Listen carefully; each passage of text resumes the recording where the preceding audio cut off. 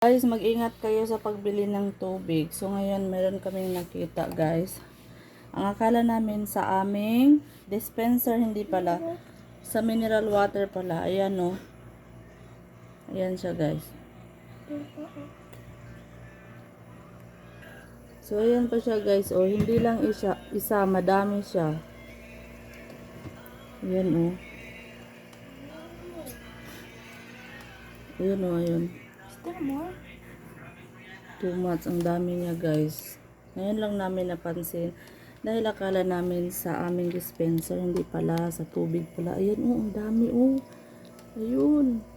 Oops, so many today. Siguro nainom na namin yung iba, guys. Hindi talaga namin alam. Ayan, oh.